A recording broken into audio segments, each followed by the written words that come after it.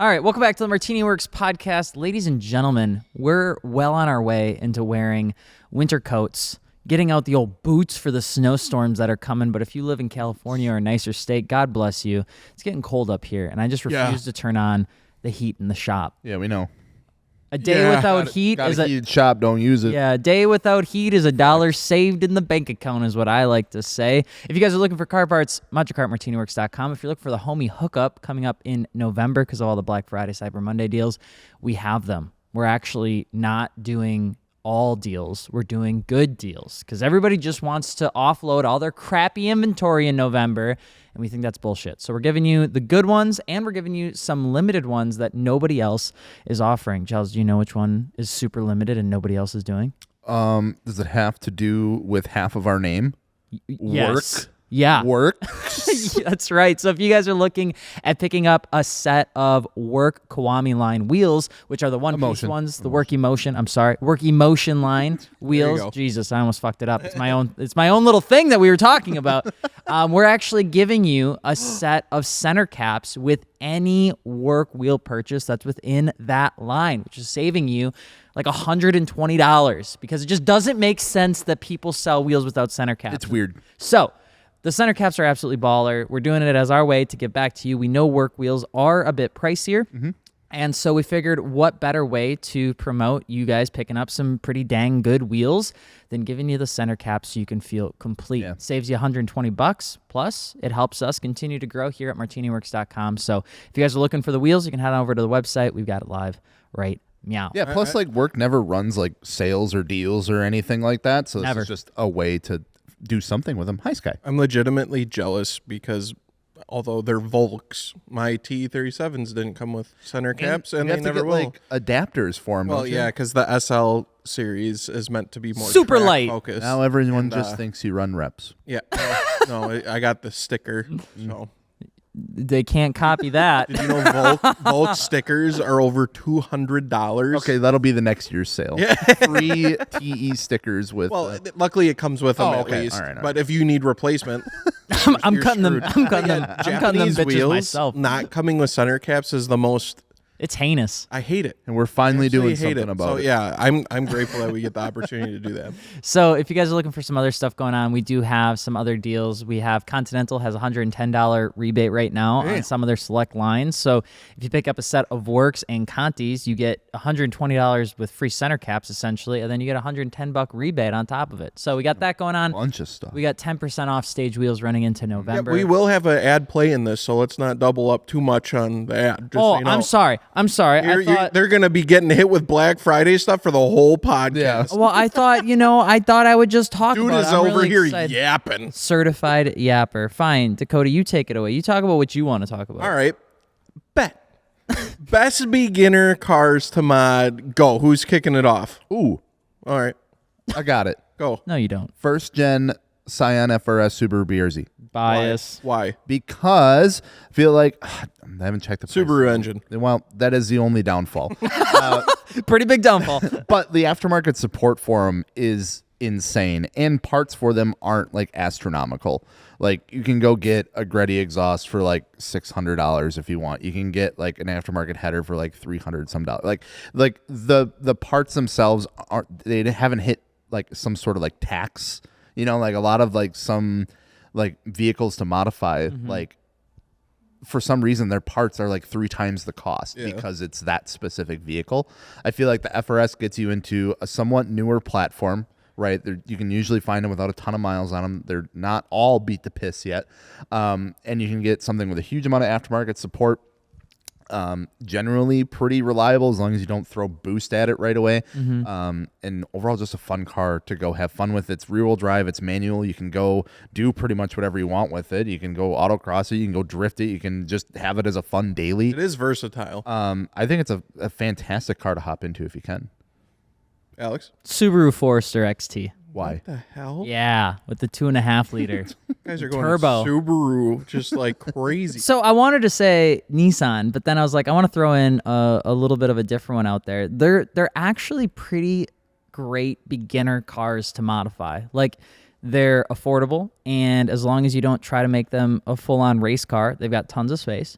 You can throw some Enki RPF 1s on it, some Continentals. If you want to lower it, you can throw some BC Racing coilovers on it. But if you want to lift it, you can actually do that too, and you can throw some little like all-terrain, tires on it. I have never seen somebody who's owned one of those and has not enjoyed owning a Foz. Like they're fun, they're different, they don't take themselves too seriously, and I think because people use them for more utility purposes, people don't try to turn them into race cars, which has made them more reliable. Sure. Go camping in it, you can have some fun in it, the insurance rate isn't going to kill you, and I think they look good. They do look good lowered. Yeah, until it kills itself on an off-ramp. Listen, I think you had bad luck with that one. The second one, I would say so too. You had some bad luck with that one. Was it the turbo version? Hell no. Well, then that's your problem. No, the NA ones are supposed to be That's reliable. supposed to be better. No. The boosted Subarus are the issue. No. You guys got that twisted. All of them. If it's more fun, it's more reliable. What? Dakota, what's your first car? It sucks because like I have a large group of them that I would recommend, which is a front wheel drive turbocharged car. Almost any of them, I would recommend. So even though one that you wouldn't? One that I wouldn't. No, like that's a not Chevy Cruze. Fair. I don't like. I just wanted to know. I don't like Cruises used to be hot. Yeah, no. No. Yeah, they used to be said that? super popular. People that had them used to think they were hot. There Yes, used to be that's a what it was. Wisconsin Cruise Enthusiast Club, and there was hundreds of them. That's also WCEC. Yeah, I know. Wait a minute. So yeah, maybe that is a good beginner car. Like your mom will only let you get a Cruise as your first car. So I don't know. Hey, sure. Mine was a Neon SXT, so I mean, fair enough. Yeah, everyone's first cars are generally pretty. Yeah. But if you can get something, I would say a Focus ST or Fiesta ST is a phenomenal place to start. They are so much fun. They make all the good turbo noises. Aftermarket parts are literally endless. Another really versatile car. You know, they're great for autocross, taking to the track, being a daily driver. They can do all of that. And now they're getting a bit harder to find clean, but I'm still punching it home is the Cobalt SS, Neon SRT4, Caliber SRT4, phenomenal first cars. It teaches you how to work on cars. They're easy to tune. They're cheap to tune. They're cheap to fix. And again, just so much parts are out there, and you can make over 300 horse in those easy. Like you're going to make more than a Focus or Fiesta ST in a Cobalt SS or SRT4. But with the Focus ST, you get like newer tech and comforts and things like that. And then the other ones, you kind of get like the old mid 2000s when Dodge didn't really know what the hell it was doing with itself. The ST, They were painting interiors yet. You can get very basic with the ST because there's the ST1, 2, and 3. The ST1 package is so close to a base model Focus that it's kind of scary. So no, I think that's a really good choice. I think as weird as it sounds, and it's so many people have said it, the 350Z is just still such a bang-on option too, 100%. Especially if you live, further down south where you don't have to deal with bad weather at all. But like the 350Z is so good, not just as like a drift car, it just makes a good car. They're fun. They've got a good amount of power. The transmission is exciting. The CD009 transmission is swapped into everything. If you need to get a limited slip differential to swap in there, if you got the open diff, you can do that. You got tons of cargo space. Like the 350Z is specifically built to have loads of cargo space. You can throw a bunch of stuff in the back. It's just like a proper car. And just as much as like a domestic is to find parts, easily at like an O'Reilly or Advance, you'd be shocked to know how many of those places also stock 350Z parts. Like it's a lot of those, insane. Yeah, a lot of those parts are shared across a lot of other Nissan cars too. But like it is cool too because it's a touring car, so it's built to be like a touring car. But it was like built at the time where cars weren't massive yet. Yes. So like you look at a touring car today, like you look at the New Z compared to that, it's like that's a big car versus like the 350. It's like it's still a little smaller, It's not as like bulky. where are 350 prices right now? Where are they hanging around? Like 6 to 8 for like a decent That's one. not bad at all. No, it's such a good car, and that's why so many people talk about it so often, because everybody's on this like Corvette train now, the C5, but you're still paying 15 grand, 18 grand for like a decent C5, a decent C6 even, which is more than that. But like 350Zs are still all day power, like bang for buck power, you can't beat. Honestly, 370s have come down quite a bit too. And they look so good. 370s are good looking 350Z Nismo and 370Z Nismos are like my favorite stock looking sports car ever. Yeah, they look really good. Especially the red 370, like that dark red with like the black accents. To me, that car screams proper Nissan, in my opinion. But 350Zs are great cars. Yeah. What's insurance like on a 350Z? You think it's bad? know. I guess we don't know. We haven't. I would owned assume one, but it's probably for a ass. 16-year-old kid. Yeah. I would assume Yeah. it's poor. Hey, quick tip: if you're shopping for your first car, maybe your second car, whatever, before you go buy it, call your insurance company and say, "Hey, what's the insurance look like this for me?" And they will tell you and quote you, so that way you don't buy a car and find out you have to pay $500 a month for your insurance or some crazy crap like that. I have heard recently so many people buying 3000 GT SLs, and I have to ask the audience why. Why are people buying the one car that you probably shouldn't buy as your first car? 3000 GTs are such a dangerous pick. I've they seen it cheap? all over lately. People are picking up SLs and VR4s, not even knowing what they're getting into. It's a war zone. Yeah. Okay. I think they're starting. They're like that forgotten Mitsubishi of like the 90s and like early 2000s, and then people are like, "Hey, wait a minute, Dude, these cars are kind of cool." Everyone on TikTok is like, I bought the car. TikTok Everyone found it. forgot about, Yeah, and it's TikTok a found it. VR4, and it's like, you are fucked, my friend. First off, you've never worked on this car before. Second off, you never worked on a DSM before. Here's how I know that build's gonna go. You're gonna put wheels and tires on it. You're gonna lower it, then you're gonna wrap it. You're gonna call it a supercar transformation, and then you're gonna sell it before you realize that the turbos are leaking oil, and you're gonna have to pay $10,000 to get it fixed. VR4s, you have to be on your fucking A game. There's a guy I know from Minneapolis. I think his name is Curtis Yep, I Gengen. know what you're talking about. He's part of a 3K GT group. Yep. That dude is the only dude that I could look in the face and be like, you should own as many 3000 And I GTs think as he you can. does. And he does. Yeah. He owns like 20 of them. He's got that like crazy clean and like rare like spider one, doesn't it? Like Yes. a Air Force Spider, but it's got like a hard top it's fucking wild. Yeah, So good or bad first car? Bad first bad, car. bad first Bad first car. car. You guys were you like Great car. You were saying bad, but then you started hyping them up. I was It's getting a kind of good- excited. It's a cool really car, cool. but it's a bad car. Yeah. Dude, It's a good bad car, you know. Curtis has actually one of the rarest cars I have ever seen because the 3000 GT VR4 came in a Spider variant in like the tiniest of numbers. yeah. Dude, And then you he's like, thought- I have one. You thought the downpipes on the Z were bad? Those are worse. Yes. Well, just working on that car, take a look under the hood of a Yeah, VR4 it's 3000. packed. Yeah. You can't fit your Do fingers in there. anything. So, like there's, for some people that believe or don't believe, not trying to get religious, there's hell and heaven, and then there's purgatory. Purgatory is actually you just in a non-heated shop with a 3K GT VR4 and a 300ZX twin turbo. Ooh, yeah. And Peter looks at you and he says, you must replace the turbos in both of these cars before you're allowed in. Because you will be there for fucking ever trying to figure out how to do that. Almost impossible. Good way to put it. I'm kind of surprised Gels didn't say BMW E36. Those are great cars, but they're I don't know. Like modifying it though, like at least I didn't. To be fair, like mine was pretty fucked. So like I didn't like want to go out and like modifying it, Yeah, yeah. So like I guess I never experienced that portion. Sure. It's part of me still at some point does really want like an E36 M3 because I think I just Not a really good first car. I know That's it's an not. expensive first I know car. it just is. wants it. I just want one. But the 325i that I had, modifying wise, I just don't know. Gotcha. I mean, I just don't know how much there is to do to that. Outside of just like maybe some cosmetic stuff. What about the IS250 or IS300? IS300s? I feel like those are good, right? Yeah. The US versions are only auto though, right?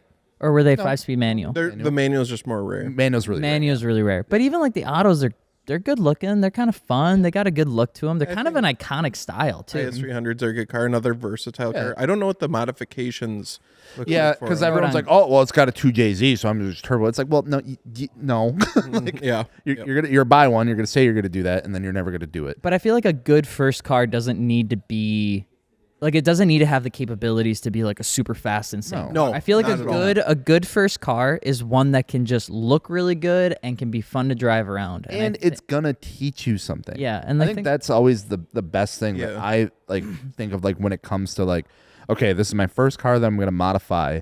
What's it gonna teach me? What am I gonna learn? And hopefully it's not gonna make me hate it.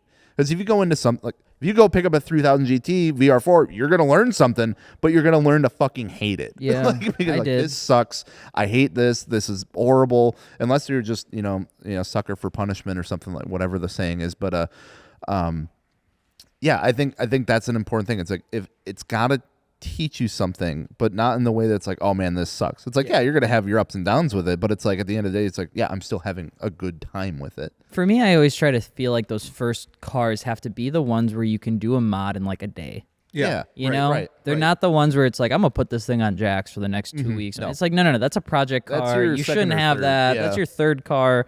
But like, you having a fun car that can teach you a lot, like Honda Civic Si, I feel like is such a You great can't beat that. It's a great one. baseline car. And I know it gets a lot of shit on the internet because it's a Honda and people think it's rice or whatever. And it's like, dude, no, the SIs can look awesome. They can be a ton of fun. They can teach you how to drive. They come turbocharged now. They come turbocharged nowadays. I mean, it's a good car. People that want to just jump into like a really good spec, expensive car, but on a budget, it usually never works out in your favor. You're better off getting a lower trimmed car that has low miles and is cleaner that you can work on than something that's super high trimmed with a lot of miles and a lot of owners, because you won't have the money to fix their mistakes, which you're going to buy. Especially if it's already modified.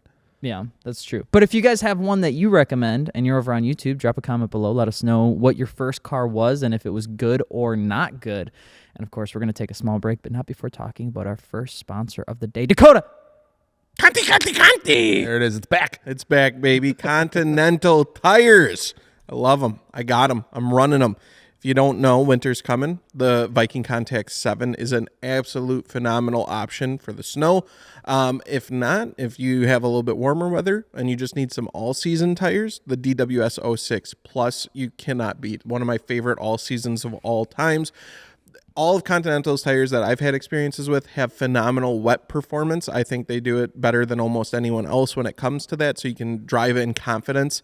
I remember I was going down to Tennessee. We had a downpour happen in the middle of the drive down, and I was nervous. I had my Extreme Contact Sport 02s, and dude, I couldn't even see the lines on the road anymore. It was raining so hard, and I'm like, I'm in a lower rear-wheel drive car, like this is kind of sketchy, and I'm on the highway. No, I was perfectly fine. I didn't hydroplane. I felt nothing. They do a phenomenal job with that. So if you're looking for something more performance-oriented as well, the ECS 02 is just an absolute banger of a tire. So if you guys are interested, you can check out Continental over at MartiniWorks.com. It's the month for homie hookups, but instead of 10 billion deals that all suck, the boys at MartiniWorks are actually picking out good deals to give you the best pricing with some good old free shipping along the way. Plus, we're doing stuff no one else is. Free work center caps with any work wheel order, which saves you $120. $110 rebate on qualifying Continental tires, along with free mountain balance of any wheel and tire package for the month of November. And as always, the homies at Stage Wheels are running 10% off all month long. But there's more deals coming every day, so head on over to MartiniWorks.com to see all the best deals and build your car with the homie hookups along the way. Why'd you guys move the cow away from me? I wanted that closer as we talk about... We got to wean you off of it. You were getting too addicted. We have to talk about the bad deals, and I wanted my emotional support cow with me as we talk about What do you it. mean by bad I seen you playing with the udders, and ever since then, I just moved it away. Okay. What was that noise? I don't know. What was that meant? Explain why you did that. No, I'm not. So bad deals. This is a thing. And you really won't hear much of anyone talk about it because there really is no benefit to talk about it outside of the fact that if we tell you what deals are bad, you won't buy them, which means their sales go down, which means we sell less, which is bad for business. But there are bad deals. There's crappy parts out there. For Black Friday, Cyber Monday, because what was once a glorious tradition with family and friends following the disaster of eating turkey with people that have conflicting political views with you is that you would go out to go shopping together thereafter. It was exciting. At like it was 4 a.m. fun. We were having fun. And then eventually it all turned to the internet. And then everybody started wondering, what the fuck is Black Friday when Cyber Monday exists? Yeah. I was going to be mad about it, but people aren't trampling over each other and punching each other over $400 TVs anymore, so I Yeah. guess it's not a bad thing. Now they're all just writing scripts to get the deals on the shoes in 0.42 seconds. Yeah. Instead You're of right. waiting like a normal human. But there are bad deals out there. Dakota, you've seen or heard of a few. Well, in a lot of times times, I past. think the biggest thing is like a lot of times there will be wheels that are 50% off or maybe even more. shit. There's a reason for that. It's leftover stock that's been sitting in the warehouse for 3 years plus, and it's not selling because it's in some weird size, finish, or the wheel is just ugly. Like it's That a happens. bad Yeah, they don't wheel. make it anymore. It's just a Yeah. piece of crap, replica. And yes, that one specific size of wheel is 50% off. Just because that's a good deal does not mean buy it. Don't be like, oh, I'll make it fit. Oh, I can make it work. No, there's a reason for that, and you'll see that with a lot of different stuff. So if there's something specifically you want, keep that in mind and look at stuff that's either similar to that or find that exact thing. Don't just buy something because it's the biggest deal. Yeah, don't settle. Yeah, it's kind of like I've seen more people talk about this. Is like my mom or dad is like a certified Temu shopper. I've seen Oh, this yeah. now where it's like these older individuals are like just buying things because they're cheap. They're Yeah. $2 or $1, whatever.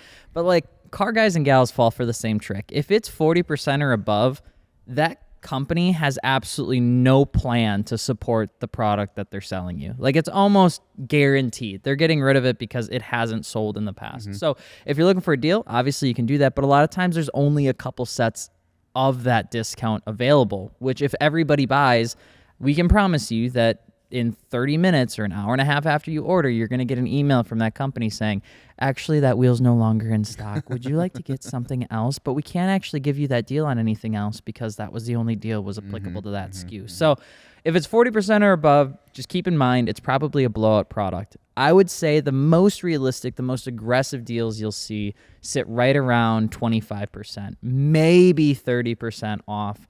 Whatever the typical price is. I would say 10% is normal, 20% is good, and 30% is like, damn, that's a disco. But remember, these guys aren't giving things away for free, so just keep that in mind. I would say, what else you got, Giles? You got a tip or trick? Man, dude, I'm trying to think. Like, that's really the biggest one, right? Is like, if you're seeing like some crazy 60, 70% off, someone's like, yeah, they're getting rid of it. Like, and if you bust a wheel or if you break something on that part or something like that, you're not getting a replacement for it. You're buying a whole new system or you're buying a whole new set of wheels or something like that. Or you're going on Marketplace and trying to find a replacement because you're not getting one. Yeah. So that's just something to keep in mind too. It's like, oh, I'm going to get some, new wheels for like the drift season or something like that. So, okay, you bang one of them up. Well, now you're stuck with one wheel or three wheels that you can't really use or whatever. I don't know. I'm trying to think. Those performance chip tuners, I can already see them on Oh, Amazon yeah. popping up. Don't get those. They suck.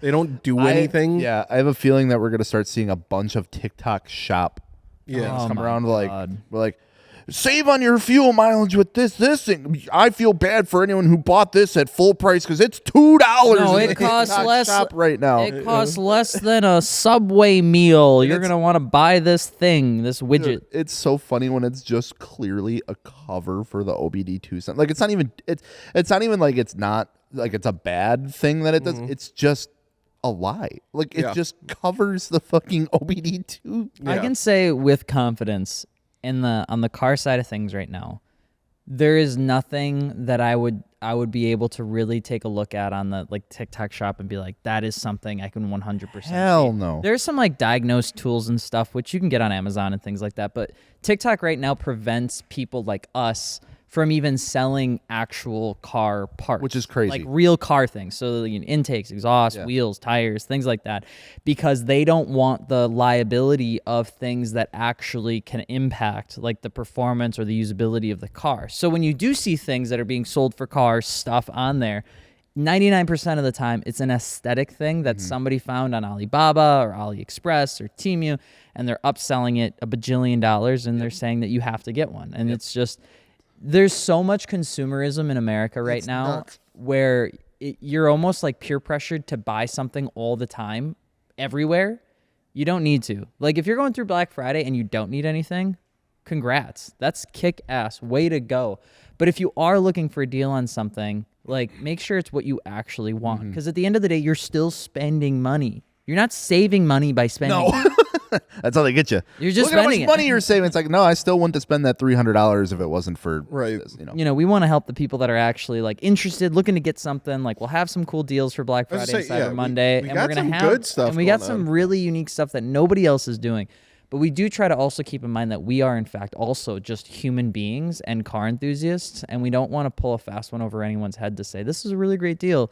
Yeah, you when should we know, buy in it. fact, it's not. It feels icky. Mm-hmm. It feels That's gross. yucky. It's a really gross feeling. But that's really cool that now we get to do and promote what we want. Yeah. And the cool stuff. And like you were saying before, like the work deal, that was something that like we internally Yeah, we're came like, up with. we were sitting there like, man, it really sucks these wheels don't come with center caps. Like, wait a minute. That could be cool. Yeah, It's could be like, neat. yeah, that's just, and it's not like a thing that we're getting from work. It's like, oh, we're gonna like, Nah, we give eating you, that yeah, shit. we're literally paying for that for you, just because if you want work Because wheels, I like you. and Dakota likes you, That's that why. makes me uncomfortable. and if you're running work wheels without center caps, it gets a little weird. it Any does. any because- weels without center caps is weird. It looks does. like Like, it's not finished. Are those real? Trust me, I know. Yeah, It is a weird one. I'm about to buy a set of works. do it. Well, once the deal is live. I will. Okay. All right. Well, no, I'm not going to. I'll give you 2 sets of free center caps. Oh, 2? Yeah, you can change them on how you feel. Honestly, I'm going to say this. This is a little off subject, but center caps are so overlooked and underrated. They can make or break a wheel. Absolutely. There's a few companies that nail it. They understood the assignment, Yep. and like BBS, one of them, like instantly one of the most iconic center caps I think of. They have that like 3D gel, Yeah. BBS gold logo. Oh my god, bro! I feel like BBS was one of the first ones where people were buying like rep center caps and putting them in their reps. Yes. They were. It's because they look so dope, dude. And they're I don't so support that, simple. by the way. That's yucky. Don't do that. But yeah, another company that I think is low key about it and gets or should get more love. 1552, I think, does a really good job offering lots of different colorways and stuff like that. that look really good. 1552 is such a weird one because there's a deal running for them coming into November on MartiniWorks.com, and we like the 1552 boys and girls over there. I'm running them. And yeah, I mean, there's such a cool wheel. I'm surprised they don't get more like love and support. I don't know if maybe it's like a fitment They're just thing underrated. or a pricing thing. Honestly, I'll be upfront. I mean, 1552 is a little bit heavier wheel. They're more like, they were always like rally inspired and rally focused. So like they're these big, heavy, durable wheels. Big Which is a faces. niche. It's a Yeah. niche. It is. Huge area. faces. Yeah. too. Yeah. And Lots yeah, of a lot of times their designs are wild. Like it's this like crazy multi-spoke, which just in turn makes it a little bit heavier of a wheel. So I think they get slept on a little bit, but I like them. They have a couple new designs that came out right now that are, I think, look pretty sick. They're kind of going into that like bowed windowed 5-spoke style design. I think those look really cool. 1552 does have cool center caps though. If you guys are wondering about 1552, just go on the website. They're pretty neat. Definitely catered towards like a VW Euro crowd, getting into the BMW stuff now. But some of their OG designs were really They popular were because littered they were across like the Focus Focus crowd. ST. Is TRS. it They the were- tarmac? Yep. Yeah, they were the Turbo original Gymkhana Holy wheel Mm-hmm. too, before Wheel Pros and Hoonigan took that over. Right, Then yeah. it all became That was a Motegi and rotiform. rotiform stuff. But that's really, really cool. Kansei does a decent job too. They've been at getting out into that realm of things and experimenting with like different center caps that you can get. I really like their stuff. Speaking of which, if you guys are looking for something new for this Black Friday, I want to say Rohana will for sure, and I think Kansei will have some of their new stuff launched by then, which will be on the MartiniWorks.com website. So Rohana has the new RFX 19, and That thing's Kansei, wild. and Kansei's is zip. Can't say nothing about it just least yet. right now. At least right now, but it is a pretty. I've good seen it. You can go. They've teased a little bit on their Instagram, so if you're interested, you can go check it out. It's a pretty good looking wheel. I've seen the whole thing. To be fair, can we go back just 1 second though? People don't appreciate the amount of work that goes into making a good center cap. Yeah. Like Dude, it's fucking tough. we've done it, and it is nigh impossible sometimes. BBS did such a good job. I don't know what it is about it, but you can see that center cap from like 30 feet away, and you know it's a BBS. Instantly, You know instantly it's a BBS, and everything about it is gorgeous. Any other wheel, it's like, it's so hard. I know why. Why? It's because all the brands that we talked about, we like Works center caps. We like BBS's center caps. What do those two brands have in common? They're not here. They're not what? I don't know. They're not here. They manufacture. They have their own manufacturing facilities.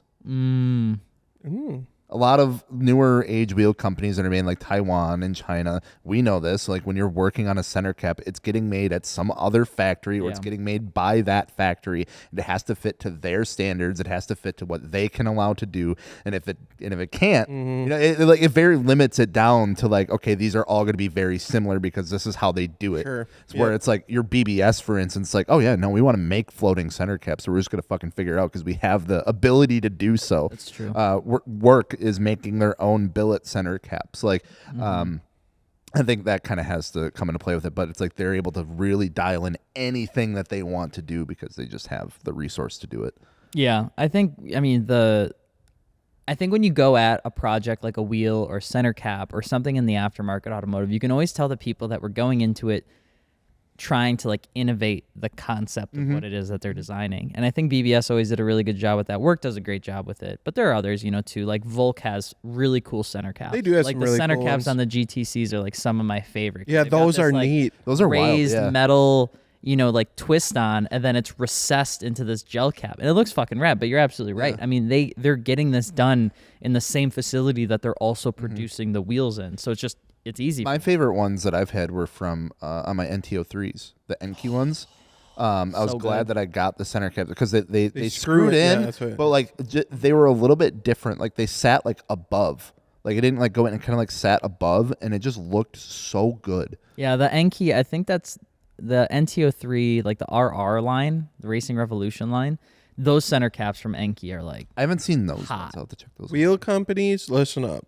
Start focusing on the center. Yeah, for real. well, we used to, Tell you, I love them. It's such a cool way that you can like personalize your wheels too, right? Because like everyone's running the same wheels. Yeah. How can you do it? You can swap out the center caps, get some different lugs, and now you have a somewhat little bit different looking wheel setup than the guy next to you. Yeah, but like you said, it can break it gal. though. If you go Yes. like too wild with like a color, or some of them just aren't. I know we unboxed some the other day that were like, okay, you know, whatever. But yeah, they can, like you said, make or break it. Yeah. I believe that the unboxing experience is everything. And that's like, That too. I know that there are people that are listening to this that I probably like wouldn't want to tell this to, but like you guys need to focus on your unboxing experience way more. There's nothing.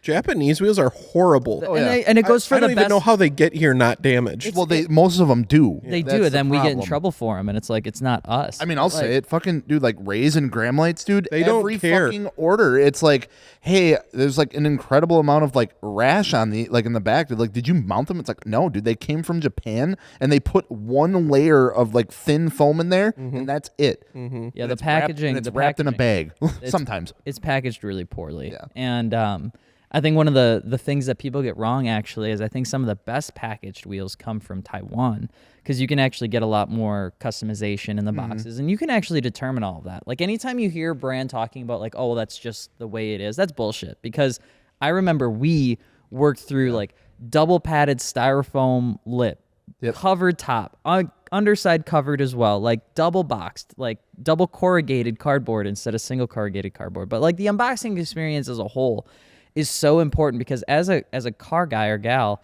the only time you really get to experience like holding the wheel or like holding the thing that you just bought is when you put it on the car. The only interaction you have is when you put the center cap in the wheel. And if that feels cheap, I feel like the rest of it feels cheap, personally. Yeah. Yeah, I agree completely. I mean, when you buy a set of wheels, it's a big deal. You're spending a lot of money. You've probably been thinking about it for a while. You wait for him to come. You finally get him, and that's just like in a normal, like the most Brown plain box. Jane Yeah. brown box with one piece of foam. And you're like, oh, Okay. Glad Wait. they made it. it didn't come with center caps. What the? And it's just like, what the hell? Like these wheels are expensive, you know. So yeah, I agree. I like when companies take the time to make that unboxing feel nice. I get it. You're probably gonna get rid of the boxes or whatever. If you're like me, you're gonna hoard them in the garage and never use them, but you feel like you need to keep But I them. got them. Yeah, I like when you get to open up and it's a little bit of an experience and it feels like special. You spent a lot of money. You know, it's a rewarding thing to get wheels for your car. It's just like one of those things where it's like they took the extra step to just make it nice. An experience. Yeah. As it should be. The whole thing is an experience. Like the wheels on the car when you're driving is the result of all the work and all the time and all the research you put into it. But the process of getting, you know, them put onto the car and looking at them and inspecting them, like that's a huge It's like a thank you thing. Yeah. I mean, I still do. I've had hundreds of wheels, no joke. And every single time I buy a new set of wheels, I am like looking at them things for like 20 minutes, just like, dude, this is so cool. Yes. I'm so excited. When I got the wheels for the next bill, I'm looking at it, I'm like, dude, this is so rad. Or I showed it to you. I'm like, dude, these guys fucking suck at painting this thing from the factory. Like, we have to repaint these, you know? But it's like, you're looking at every detail. You're holding it. You're inspecting it. I mean, there's something about that that's really fun. It's kind of like Christmas, except it's a random Thursday that you get the call that your pallet of wheels has showed up at your door. Yeah. You know? So if you guys are on the fence of knowing if there's a good deal or if there's a bad deal, just message us on the website. We'll tell you the truth. Because we got nothing to gain from lying from you guys, and we've been through that. The whole goal of MartiniWorks is to be honest. So we'll tell you if there's a good deal or not, and we'll tell you if there's going to be a better one on the way, because that's what it's all about. But we will say that there is an exclusive deal coming for Fortune Auto, which will be towards the end of the month, which is actually one of our sponsors for the MartiniWorks podcast. If you guys and gals haven't heard, Fortune Auto continues to be one of our top preferred coilover options. Now, when you do buy them, they do make them once the order comes in. So they're not in stock. You do have to be a little bit patient with that. But God, do they deliver. Excellent, excellent QA. They do an excellent job building the coilover specifically for what you need. We've ran them before. They can run through the test of time, different weather conditions. They're an absolute champ. The finish is incredible. The amount of adjustability you have with that damper control is huge, and it's made a day and night difference in terms of when we've taken the R34 to Tennessee in the mountainside to when we're driving around Wisconsin roads to when we jump onto Road America. And to be able to do that with a single coilover while we have one person in the car or 4 people in the car is insane. So nothing more that we could say about that, but we want to appreciate Fortune Auto for being a sponsor for the MartiniWorks podcast, and we're really excited for the deal that we have coming up towards the end of the month with them. So with that being said, we're going to take a small break, come back, talk about trending news. Overrated, underrated, RWB cars, go. Oh, God, here we go. I knew this was coming. I don't know. I've never thought about I it. think they're fine with where they're rated. Overrated or underrated? Middle. God, you're such a Midwest. Yes, I am. Go. Well, okay, I don't think they are underrated. Yeah. It's just a weird question. How are we ever supposed to have clickbaity shorts when you guys respond so amicably? Because I don't want to clip farm. I just want to have a decent podcast. The thing is, though, it's like I think they get the attention they deserve. Right, like, yeah. It's a cool thing. They're really cool cars. I love how they look. And that's that. I think that's all it is. I don't think they get overhyped. Like, I'm not seeing them shared constantly all over the place. I've seen, what's his name? I'm spacing.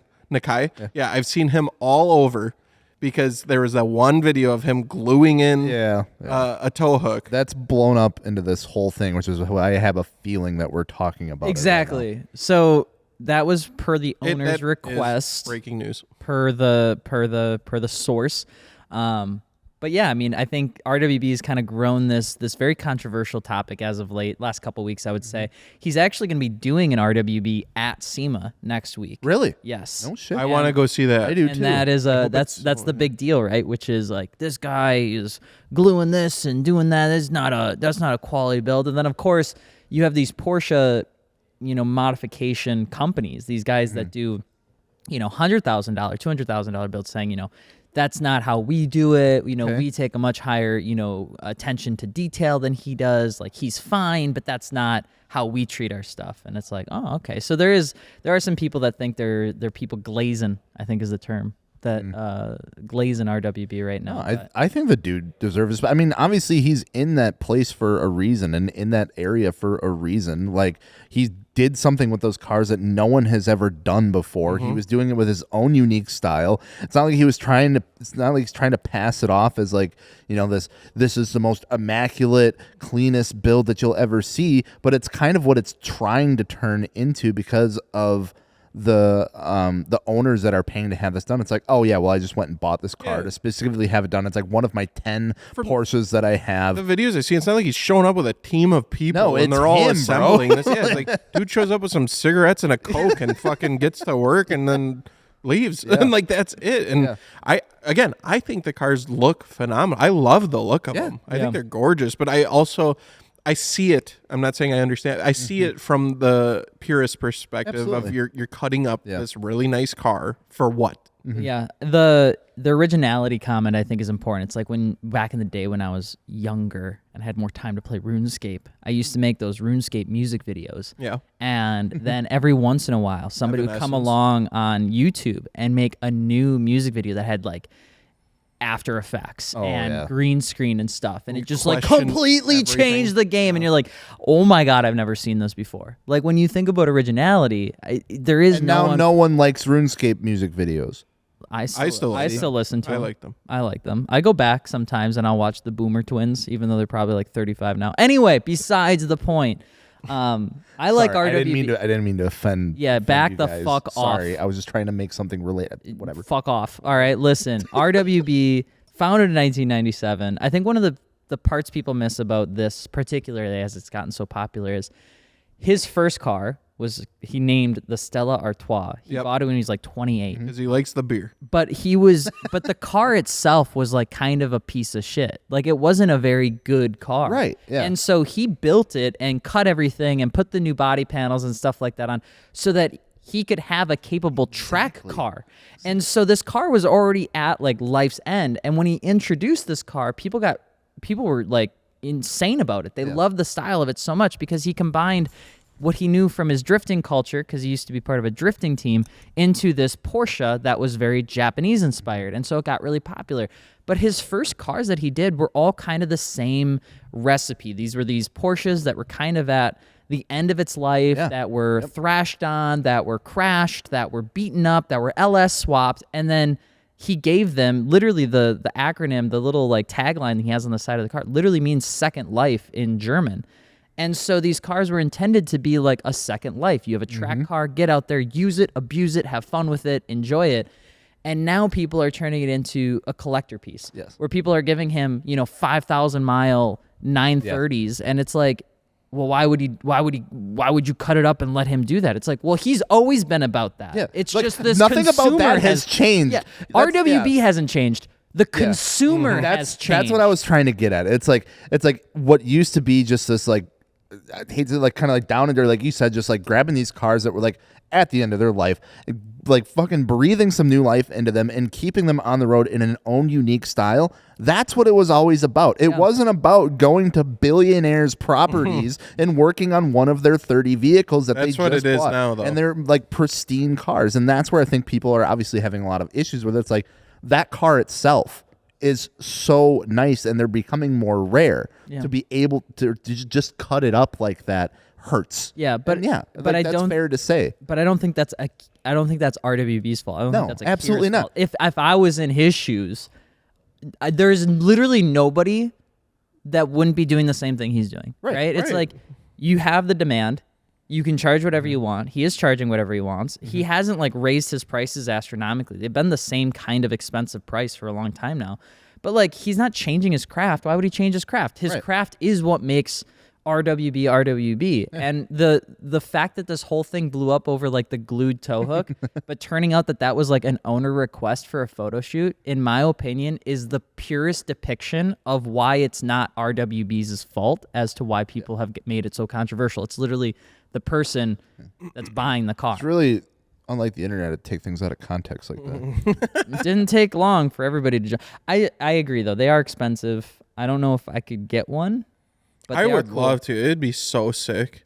Like, not to speak about when he passes, not that it's any time near or anything like that, but like when inevitably he's gone, though, I feel like those cars are going to be so special.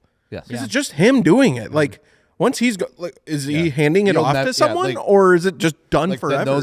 Those production numbers, in a sense, are super limited. I was going to say, it will be absolutely astronomical once that happens. Right now, he's out. He's doing them great. I'm happy. And I don't think people are fully respecting them You know, once they can no longer be made or no longer, unless he's gonna pass the torch, teach someone. I don't know what his family situation looks like or however that is. But the only time I've seen him, he's like by himself doing it. So he's like sitting on a couch. He's like, fuck. All right, get back to work. Well, like that's the thing too, is like that's the whole part of it. I think people have like romanticized that experience, but it is a cool experience. I remember, unlike anything else, who else is doing that? Yeah, one of my friends was able to have his car built by Akira, and he kind of just talked about it, and he's like, it's weird, but in a great way, that this guy like literally just shows up with whatever it is that he needs. You pick him up from the airport. He's got like his sometimes his like general manager, I guess, with him, and literally just gets to work in your space as if he's worked there for 30 years. Yeah. Like there's zero fucking like playing around. He just gets right into it, and he takes breaks when he wants, and he gets back up when he wants, and he'll stay there till 1 a.m. and then he'll go back to work at 2 p.m. the next. It's a cool experience. That's super neat. I don't think there'd be anything on the German side of things that could do things as like relaxed as that. I think that's why it's so polarizing. A German car, German collector status, Japanese drifting kind of fuck you mentality. Yeah. And it all kind of comes together. Yeah, it's so neat. So cool. With that being said, the 2025 Impreza pricing announced and is going to start at $23,495. That honestly seems cheap. Just an Impreza though. Right. But like I feel like cars have just been going up and up and up and up. But maybe I'm too used to looking at like fun cars that like that sounds like a decent good price. deal. Yeah. Like, I feel like everything's over 40K now. Everything is. I do have a funny one. This one I saw. I didn't really know how to take this, but Fisker accidentally hired a North Korean spy. Did you hear this? Wait, what? Yeah. Fiskers don't make noise when they start up. That. Thank you, childish. First of all. Second of all, what does North Korea want with Fisker? So, Fisker was one of 300 U.S. companies affected by North Korean spies who posed as U.S. tech workers. This company engaged with the employee for nearly a year before they were alerted by the FBI. Oh God, we're fucked. Could you imagine that? They learned so much. Fisker is leaked. Oh my God. So I didn't even know they were still around. So it all started in 22 when Fisker hired a remote IT employee named Ku Tao. The employee listed his home address as a house in Arizona. Nothing screamed weird to that. But then, according to court filings, this person appeared to be a North Korean spy. Well, how about that? So the top comment. Got him. I always love the top comment on Reddit because it's always gold. He goes, "Finally found somebody with a master's, 15 years of experience in the industry, willing to work for $7 an hour. Too bad it was a spy." That'll get you. That'll get you. Somebody else. Fucking one of 300 companies. Why is Fisker the only one of this is making news? What are the other 299 companies affected by this? I bet you if I went to the technology subreddit, I'm sure there'd be one in there too. Okay. Is it the same guy? I don't know, man. I don't make the rules here. So did he actually do his job though, or was it all just? Well, I'm assuming he did his job. It took him a year before was alerted by the FBI. He didn't get alerted because he got fired. Well, no, I'm just saying. Like, could you imagine having a good employee and then the FBI comes to you, he's like, "Hey, man, that guy, he's a North Korean spy," and then you're like, "Be crazy, like right, best dude?" Yeah, that'd be really crazy. Yeah, that's our Scrum Master. Anyways, what else is going on? Next topic, please. Florida dealer repos Honda via carjacking. Faces jail time. Wait, say that again. I heard Florida and I got lost. So, in the latest installment of Dealers Behaving Badly, a Florida man has been convicted by a federal jury for carjacking a customer because of a missed payment. Wait.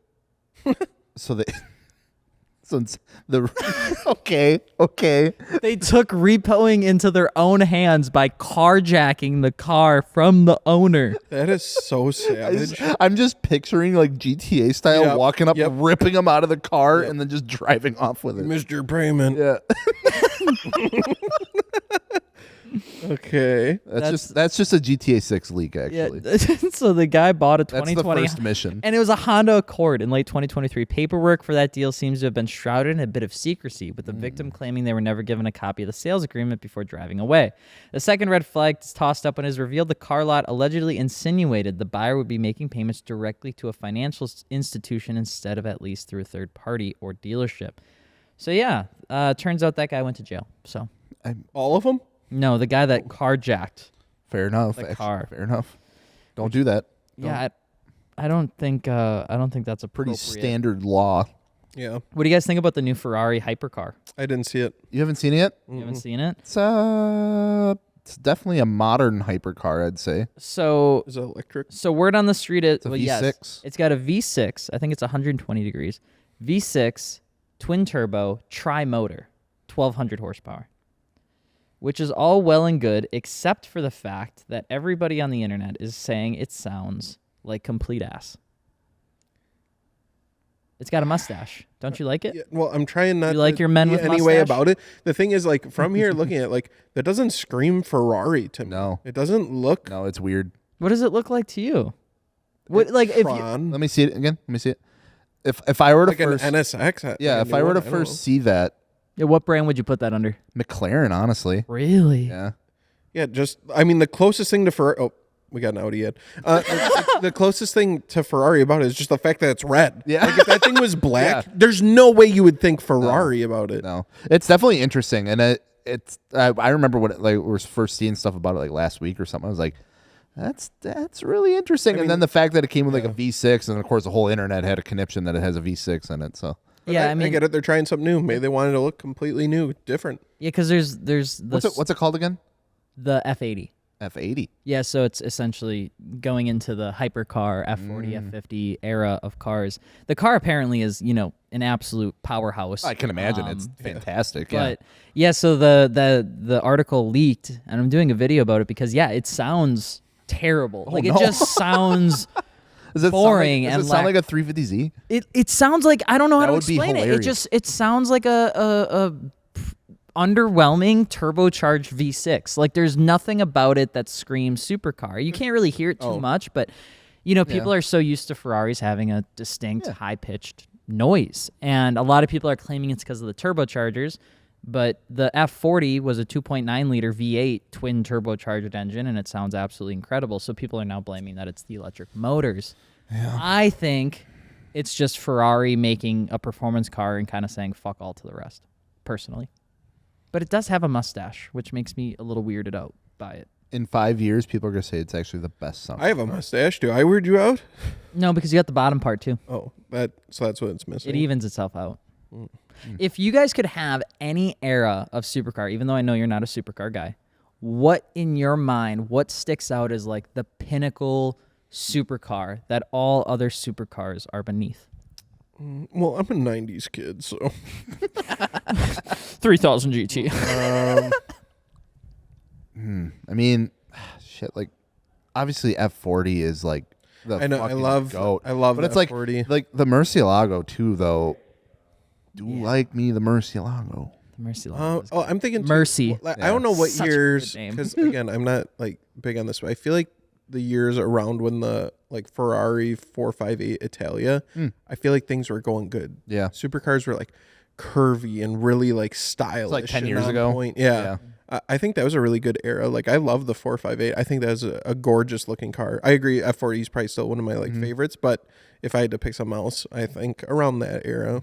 Yeah, I would say dream car would be an F40. I just don't think you can beat it. I also Just looks maybe crazy. like controversially, I really love the way the F50 looks too. F50 looks really cool. Because I don't know much about that though. Yeah, I don't either. I remember having an F40 and an F50 poster in my house or in my room when I was a kid, and I loved the way the F50s look. But like realistically, at one point in my life, I've promised myself I know it sounds weird, but I want a 458 so bad. They're such gorgeous I love cars. them. They look insane. They've held their value like mad too. Like we're talking a 10-year-old. It still looks modern. These things sold for $224,000 and they're reselling now for $210,000. That's crazy. Like they have not because I think everybody looks at them and they're like, this is the one. Yeah. This is the Ferrari. so I think Dakota was on it too, like maybe like 10 years ago, something, or like within kind of recently, like, you know, I look back at like the P1, like the Paganis, the there was another one in there that I was thinking of. Shit. Well, what is it, bud? Oh, like even like the LaFerrari, I thought looked really good. Yeah. Like you said, they're kind of just more like rounded, but like had like that aggressiveness to it with like the arrow.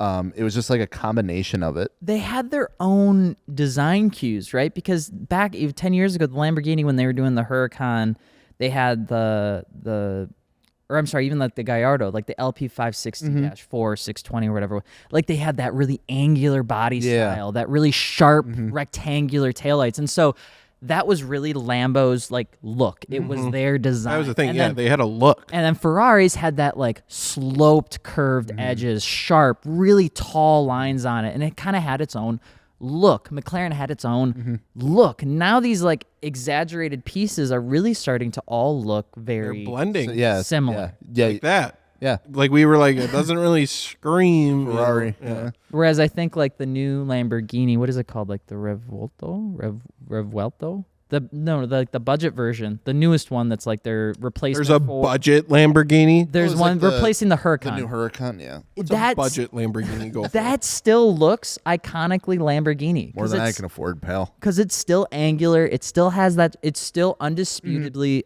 a Lambo. When you look at it, it looks like a Lamborghini. Whereas this, you're right, it doesn't have that slopiness to it. It looks like a Ford GT, honestly.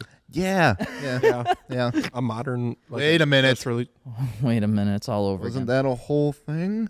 You guys will have to let us know if you could Being own a chilling. supercar, which one would you own? And of course, if you're looking for car parts this Black Friday, Cyber Monday, or right now, hit us up over at MartiniWorks.com. We'll give you the homie hookup on deals. And if you just need help figuring out what fits, we're happy to do that as well. We'll be at SEMA this upcoming week, so if you're listening to this and you want to hang out, shoot us a message. We'll try our best to keep an eye on it. Otherwise, we're going to be running around like chickens with our head cut off. We got your walking shoes on. Yeah, and bring out the New Balances. Dakota, anything for the group? Oh, yeah. Gels, anything for the group? I'm not getting in a supercar anytime soon, so my opinion really doesn't Just matter. get the budget Lambo. I'll get the cheap Lambo. I didn't mean to say that. All right, guys, we will talk to you later. Bye-bye.